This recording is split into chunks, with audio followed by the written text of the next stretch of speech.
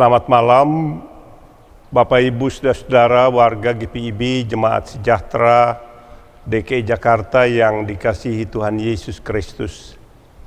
Puji syukur bahwa kasih dan karunia-Nya memungkinkan kita berjumpa lagi dalam ibadah keluarga rutin pada tanggal 17 Juni tahun 2020.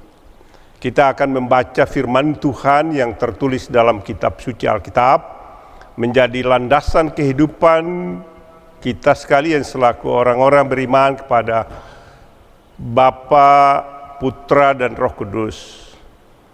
Tapi sebelumnya mari kita merendahkan hati di hadapan Tuhan, berdoa memohon bimbingan Roh Kudus. Kita berdoa. Ya Tuhan, kesempatan indah malam ini, kami umat-Mu datang lagi dalam syukur kepada Tuhan karena pemeliharaan Tuhan dan berkat-Mu yang tiada taranya dalam kehidupan kami selalu kami rasakan sampai hari ini. Dalam ibadah rutin keluarga Rabu 17 Juni tahun 2020 ini kami hendak membaca dan merenungkan kebenaran firman Tuhan yang menjadi landasan kehidupan kami orang beriman kepada-Mu ya Bapa. Oleh itu dalam kerendahan hati kami mohon, karuniakanlah kami Roh Kudus-Mu yang mengurapi, membimbing, bahkan memberi pengertian dan pemahaman yang baik bagi kami. Sehingga firman Tuhan yang kami baca, kami pahami, tapi sekaligus kami lakukan dalam tuntunan dan bimbingan Roh-Mu yang kudus. Bersabdalah ya Tuhan, kami umat-Mu siap mendengarnya. Demi Kristus Yesus firman yang hidup, kami mohon doa ini. Amin. Bapak Ibu Saudara terkasih yang mempunyai Alkitab dan sedang membawa, mari kita buka kitab Kejadian pasal 48 ayat 15 hingga ayatnya yang ke-22. Bapak Ibu mengikuti dengan seksama dan saya akan membacakan untuk kita sekalian. Demikian sabda Tuhan untuk kita pada malam ini. Sesudah itu diberkatinya lah Yusuf, katanya, nenekku dan ayahku Abraham dan Ishak telah hidup di hadapan Allah. Allah itu sebagai Allah yang telah menjadi gembalaku selama hidupku sampai sekarang, dan sebagai malaikat yang telah melepaskan aku dari segala bahaya. Dialah kiranya yang memberkati orang-orang muda ini, sehingga namaku serta nama nenek dan bapakku Abraham dan Ishak termasyhur oleh karena mereka, dan sehingga mereka bertambah-tambah menjadi jumlah yang besar di bumi. Ketika Yusuf melihat bahwa ayahnya meletakkan tangan kanannya di atas kepala Efraim, hal itu dipandangnya tidak baik. Lalu dipegangnya tangan ayahnya untuk memindahkannya dari atas kepala Efraim ke atas kepala Manasye. Katanya kepada ayahnya, janganlah demikian ayahku, sebab inilah yang sulung. Letakkanlah tangan kananmu ke atas kepalanya. Tetapi ayahnya menolak, katanya, aku tahu anakku, aku tahu. Ia juga akan menjadi suatu bangsa dan ia juga akan menjadi besar kuasanya. Walaupun begitu, adiknya akan lebih besar kuasanya daripadanya, dan keturunan adiknya itu akan menjadi sejumlah besar bangsa-bangsa. Lalu diberkatinya lah mereka pada waktu itu, katanya, dengan menyebutkan namamu lah orang Israel akan memberkati. Demikian Allah kiranya membuat engkau seperti Efraim dan seperti Manasye. Demikianlah didahulukannya Efraim daripada Manasye. Kemudian berkatalah Israel kepada Yusuf, tidak lama lagi aku akan mati, tapi Allah akan menyertai kamu dan membawa kamu kembali ke negeri nenek moyangmu. Dan sekarang aku memberikan kepadamu sebagai kelebihanmu daripada saudara-saudaramu, suatu punggung gunung yang kurebut dengan pedang, dan panahku dari tangan orang Amori. Demikianlah pembacaan sabda Tuhan. Yang berbahagia ialah setiap orang yang mendengar, mengimani dan melakukan dalam kehidupannya setiap hari. Terpujilah Kristus. Haleluya.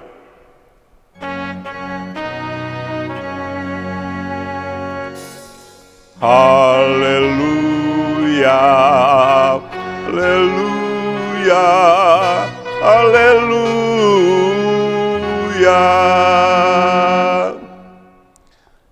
Bapak Ibu Saudara-saudara, merenungkan bacaan pada malam ini, kita akan memahami 3 hal penting yang harus kita pahami lalu kita imani dalam kehidupan beriman. Kita meyakini bahwa Tuhan menghadirkan manusia ke dalam dunia dengan maksud dan rencananya sendiri.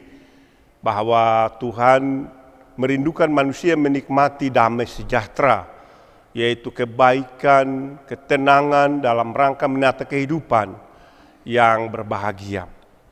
Hal itulah juga dialami oleh Yakub bersama dengan anak cucu. Tuhan merindukan keluarga ini menikmati berkat-Nya dan mereka menyalurkan berkat itu bagi bangsa dunia. Olehnya itu bacaan dari kitab Kejadian pasal 48 ayat 15 sampai 22 yang dipandu oleh tema sinodal, kasih dan berkat terpadu, membawa kita untuk merenungkan 3 hal. Yang pertama ialah Yakub memberkati Yusuf, ayat 15-16.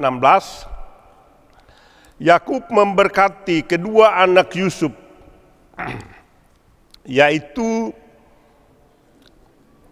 ayat 17-22, dan yang ketiga ialah Yusuf diberikan kelebihan khusus, ayat 21 dan 22. Itulah 3 hal yang harus kita pahami, lalu kita renungkan beberapa hal, catatan penting untuk kehidupan beriman kita.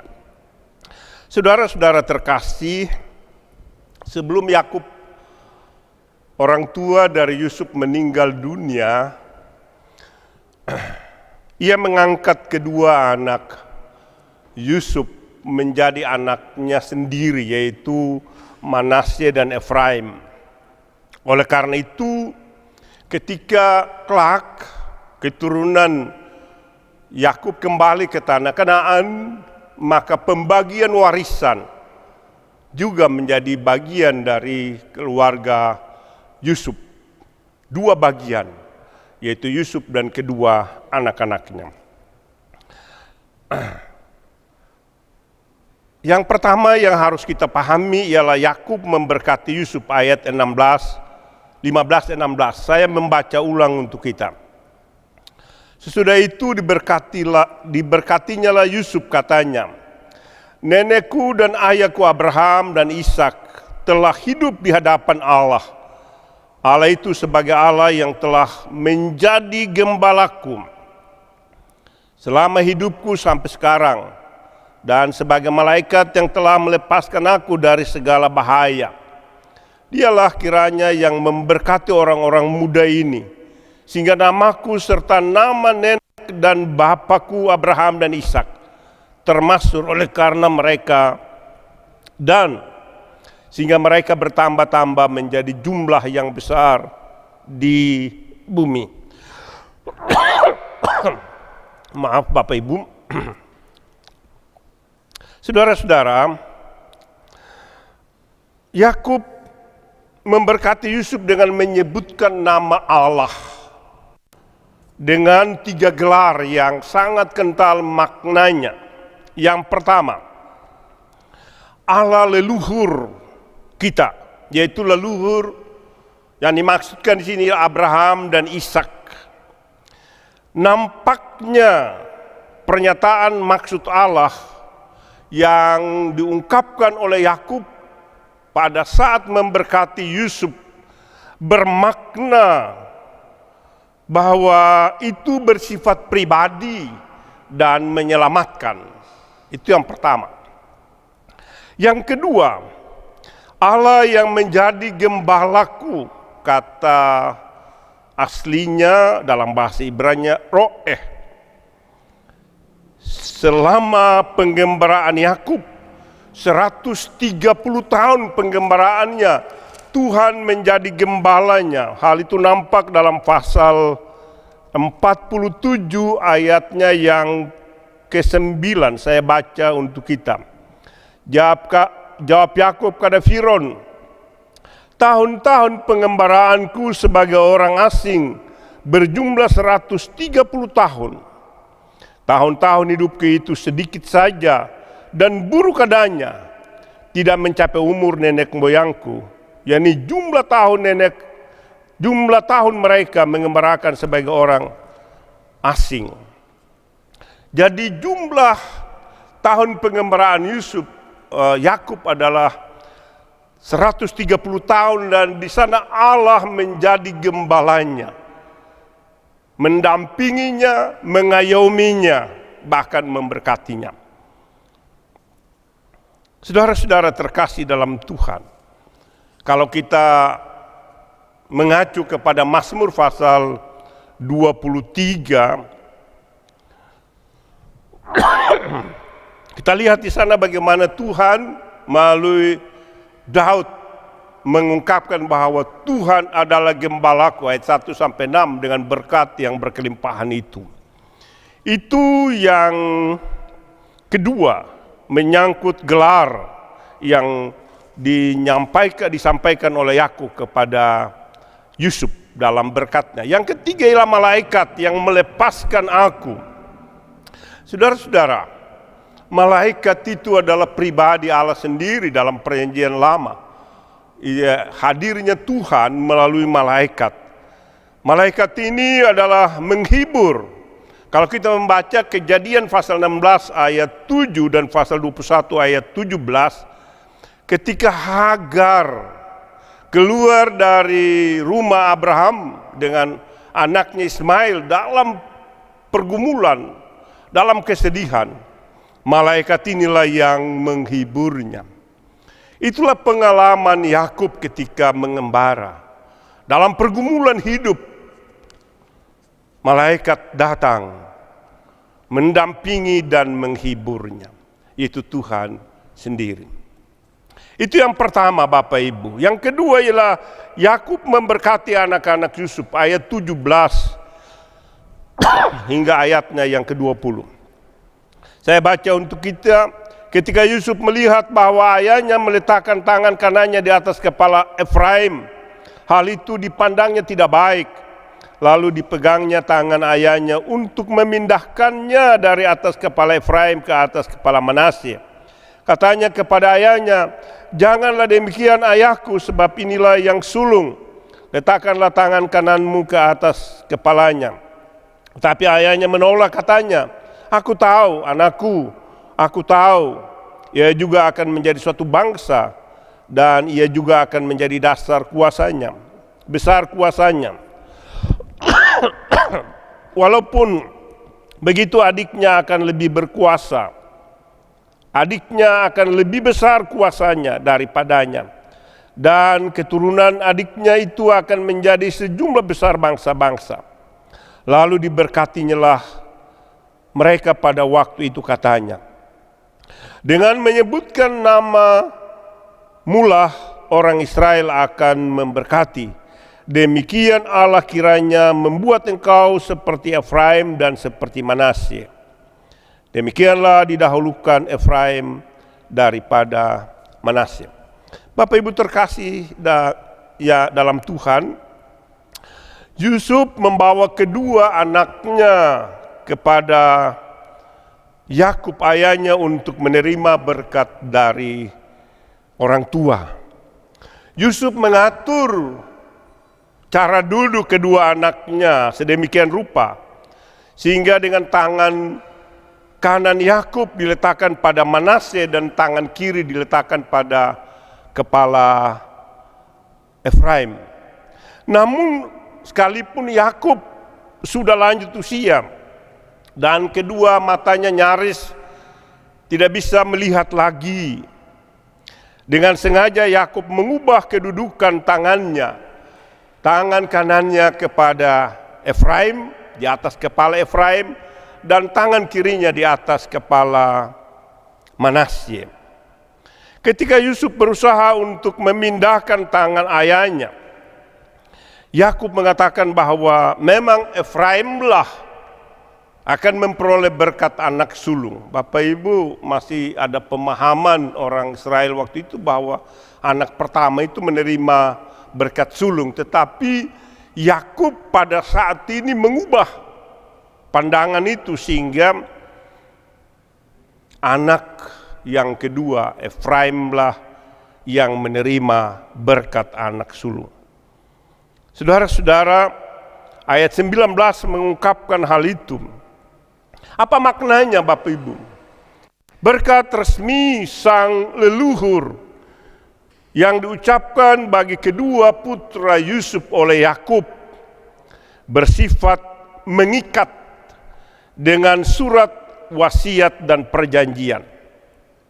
Di dalam berkat tersebut, saudara-saudara, Yakub menubuatkan kedudukan tinggi bagi masing-masing anak-anak angkatnya, yaitu kedudukan Efraim akan lebih tinggi daripada kedudukan Manasye. Ini berkat yang diungkapkan oleh Yakub, diucapkan kepada kedua anak Yusuf itu. Yang ketiga dari teks bacaan ini, ya, Yusuf diberikan kelebihan kuasa, ayat 21 dan 22. Bapak Ibu menarik untuk coba kita perhatikan.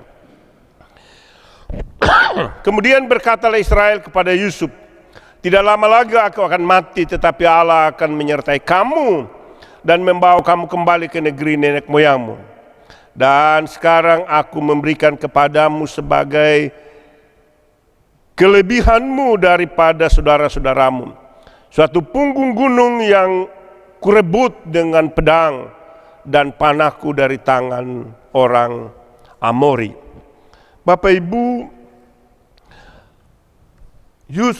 Yakub katakan kepada Yusuf sesudah memberkati kedua anaknya, Allah akan menyertai Yusuf dan membawa kembali ke tanah Kanaan. Itu yang pertama. Yang kedua, Yusuf menerima kelebihan khusus dari saudara-saudaranya. Kelebihan apa itu? Yaitu Yusuf memiliki sebuah bahu, dalam bahasa sini Sehem, sebuah punggung gunung yang sangat berharga. Karena di punggung gunung itu ada berkat yang luar biasa yang Tuhan siapkan, itu berkat jasmani. Di dalam punggung gunung itu ada banyak sekali ya hasil atau berkat jasmani yang disiapkan Tuhan bagi Yusuf. Saudara-saudara, itulah yang tiga hal yang nampak dari bacaan ini. Lalu apa yang menjadi perefleksian kita?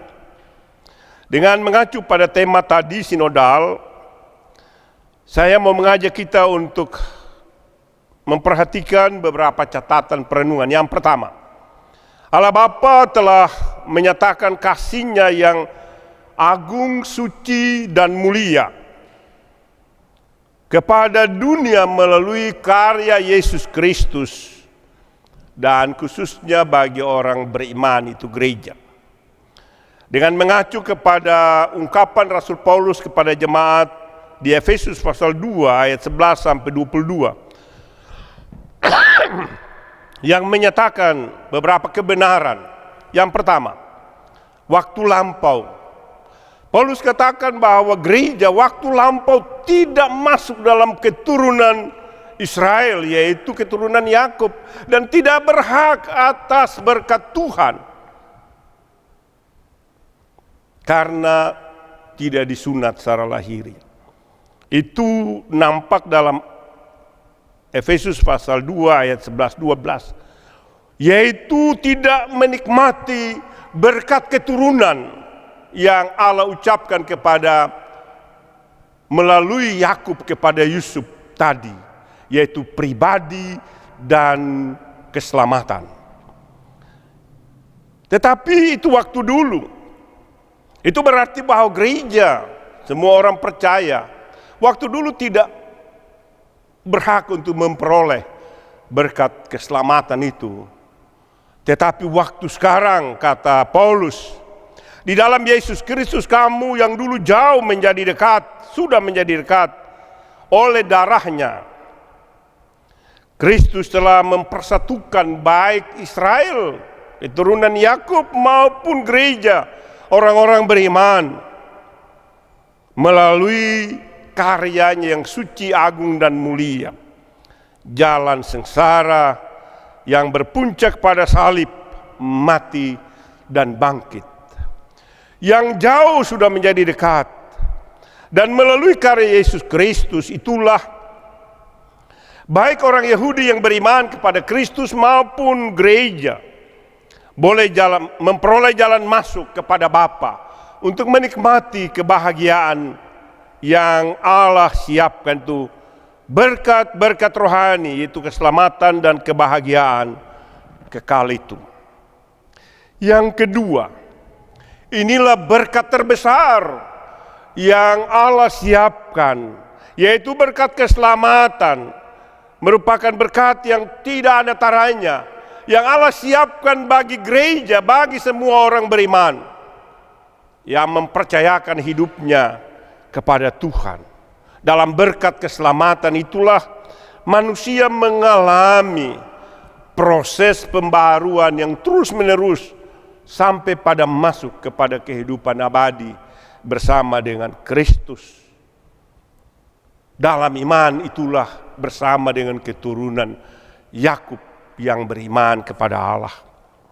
Saudara-saudara terkasih, yang ketiga, oleh karena itu semua orang percaya, Bapak Ibu saya, kini berstatus menjadi anak-anak Allah. Itu ayat 19 dari Efesus pasal 2 tadi. Ayat 19, menjadi anak Allah yang mempunyai hak untuk memperoleh berkat keselamatan itu. Nah, berkat keselamatan, kehidupan abadi kekal itu tidak harus dimiliki sendiri, tapi harus dibagikan kepada orang lain. Melalui Yesus Kristus yang adalah gembala baik, sebagaimana Yakub katakan dalam pemberkatannya kepada Yusuf, Allah menjadi gembala baginya. Itu berarti mempersiapkan segala kebutuhannya. Sehingga Yesus dalam Yohanes pasal 10, akulah gembala yang baik, yang mengenal semua domba-dombaku. Suara mereka aku kenal. Dalam situasi dan keadaan apapun, aku memelihara mereka. Untuk itu tidak usah takut dan khawatir, kata Yesus kepada para muridnya waktu itu. Itu berarti Bapak Ibu terkasih, gereja adalah gembalaan Yesus Kristus. Orang-orang beriman, saudara dan saya, adalah gembala dari Yesus. Dialah gembala agung yang terus memelihara kehidupan kita siang dan malam, menghadapi situasi dan keadaan apapun, seperti pengalaman Yakub 130 tahun itu. Tuhan menjadi gembalanya, memeliharanya walaupun berhadapan dengan binatang buas dan macam-macam persoalan di padang gurun. Tapi berkatnya ia ungkapkan, sehingga nyanyian Daud Mazmur 23 itu perlu dipahami. Yang keempat, Bapak Ibu, Yesus Kristus dalam pemeliharaannya kepada gereja. Aku menyertai kamu senantiasa sampai kepada akhir zaman. Pengalaman Yakub dalam pengembaraan 130 tahun itu Tuhan hadir melalui malaikatnya, mendampingi, mengayomi, memberi petunjuk, dan menghibur dia ketika dalam situasi kekalutan sekalipun. Yesus katakan, pergilah, jadikan semua bangsa muridku, baptislah mereka dalam nama Bapa, Anak, dan Roh Kudus. Ajarlah, ingatlah, aku menyertai kamu senantiasa. Itulah penyertaannya.